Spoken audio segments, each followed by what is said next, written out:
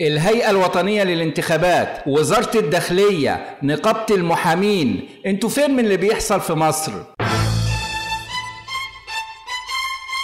الهيئة الوطنية للانتخابات بتقول لم يتقدم أحد بشكوى ولم نرصد أي مخالفات في العملية الانتخابية الحالية. طيب والفيديوهات اللي بتنتشر في كل دايرة، الفيديوهات اللي قدام الناس كلها سكر وزيت وفلوس ورشاوى انتخابية، ده اسمه ايه؟ تصوير سينمائي ولا ده مش موجود في مصر أصلا؟ وانت يا وزارة الداخلية طول الشهور اللي فاتت كنت أسرع من الضوء في ضبط أي فيديو على السوشيال ميديا في أي مخالفة قانونية. فين الداخلية من الفيديوهات دي؟ ولا عشان الفيديوهات دي ضد ناس مرشحين يبقى لا حد شاف ولا حد سمع؟ ولا القانون بيتطبق على حسب الأشخاص؟ وآخر كلامي للمحامين ونقابة المحامين، السكوت في الحالة دي جريمة في حق الناس. انت شفت فيديوهات فيها رشاوى انتخابية، استخدموا حقكم القانوني وطعنوا على بطلان الانتخابات اللي دايرة واللي كلها تمثيل في تمثيل، وفرقوا بين ان الناس فقيرة وان صوتها مش للبيع. استغلال الفقر مش بطولة، ولا شراء الأصوات سياسة، ولا إهانة كرامة الناس دستور. احنا بنقول كلمة حق ومش خايفين. ويا هيئة ويا داخلية ويا نقابة المحامين، سجلوا السكوت في زمن الفساد